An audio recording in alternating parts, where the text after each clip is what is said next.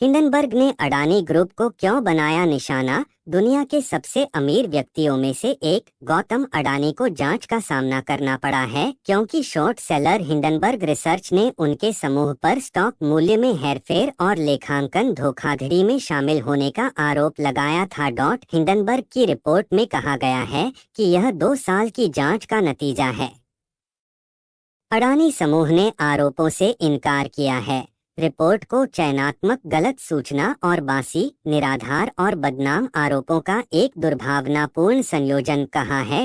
आरोप एक हिंडनबर्ग की रिपोर्ट का एक हिस्सा उस भूमिका पर निर्भर करता है जिसमें आरोप लगाया गया है कि गौतम अडानी के बड़े भाई विनोद अडानी ने अपतटीय संस्थाओं के एक नेटवर्क के माध्यम से भूमिका निभाई है जिसे वह कथित रूप से नियंत्रित करते हैं और जो मॉरिशस में अधिवासित हैं।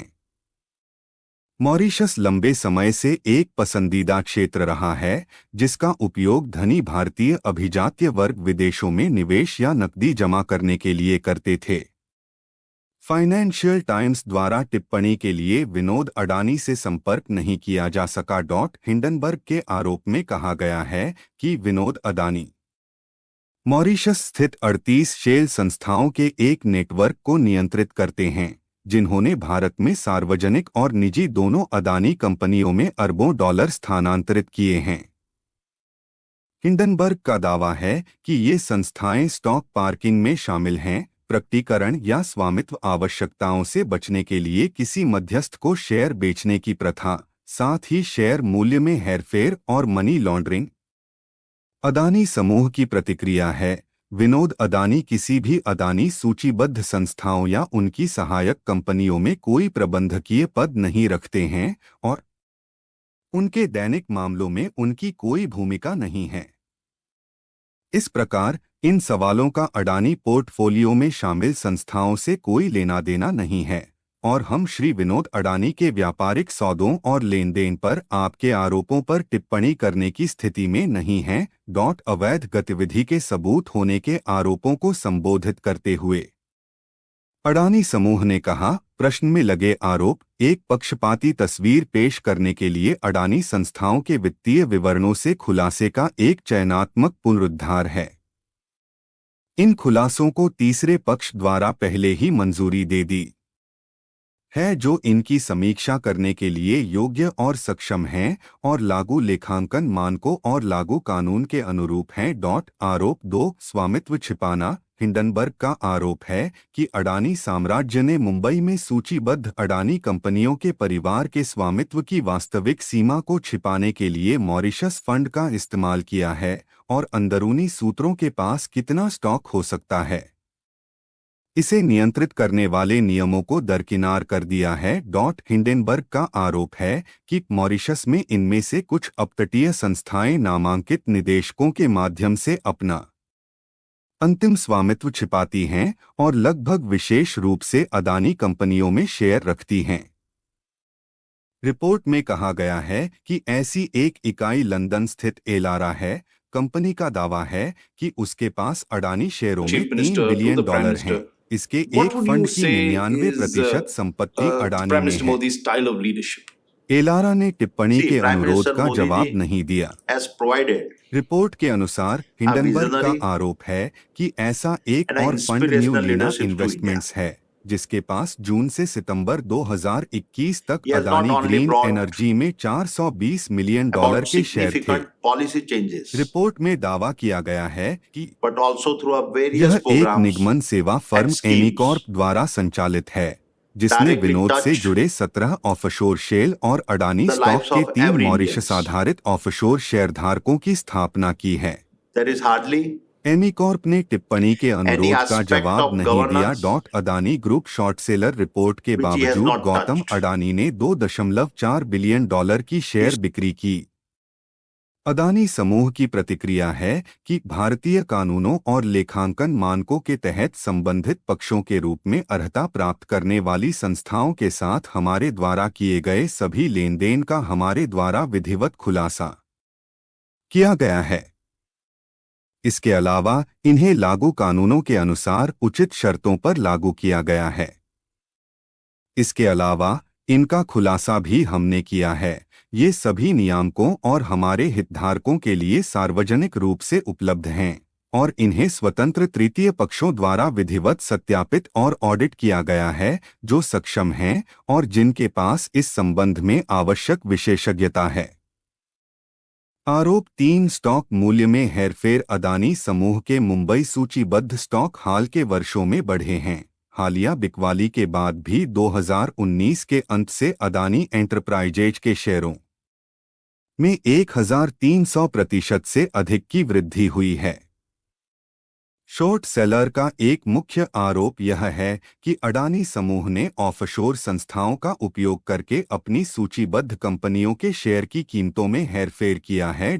हिंडनबर्ग का आरोप। हिंडनबर्ग ने तथाकथित वार्षिक डिलीवरी वॉल्यूम के 30% से 47% तक का आरोप लगाया है।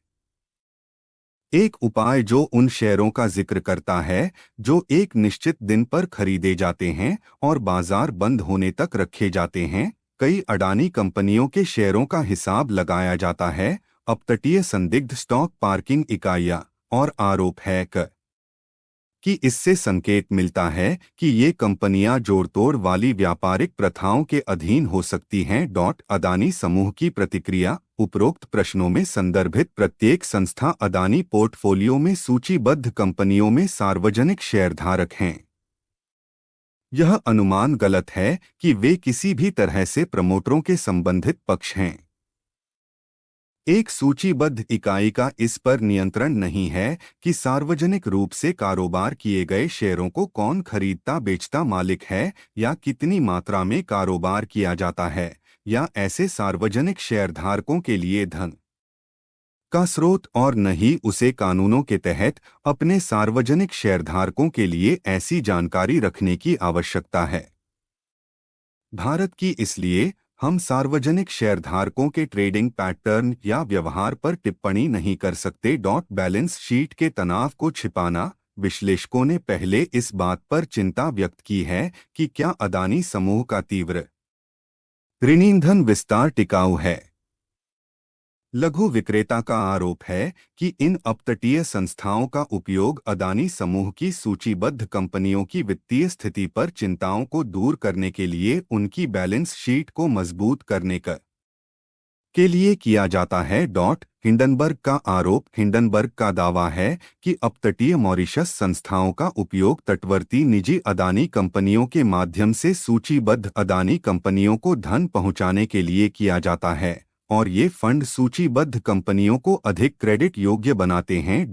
अदानी समूह की प्रतिक्रिया। उपरोक्त उद्धृत लेनदेन भारतीय कानूनों या लेखांकन मानकों के तहत संबंधित पक्ष लेनदेन नहीं हैं। परिणामस्वरूप हम उनके धन के स्रोत के बारे में न तो जागरूक हैं और न ही जागरूक होने की आवश्यकता है। ऊपर उद्धृत सभी लेनदेन अदानी सूचीबद्ध संस्थाओं और निजी अदानी संस्थाओं के बीच हैं। संबंधित पक्ष लेनदेन हैं जो दूरी की शर्तों पर और लागू भारतीय कानूनों और मानकों के अनुपालन में किए गए हैं और संबंधित पक्ष लेनदेन के रूप में पूरी तरह से प्रकट भी किए गए हैं। ढीला वित्तीय नियंत्रण।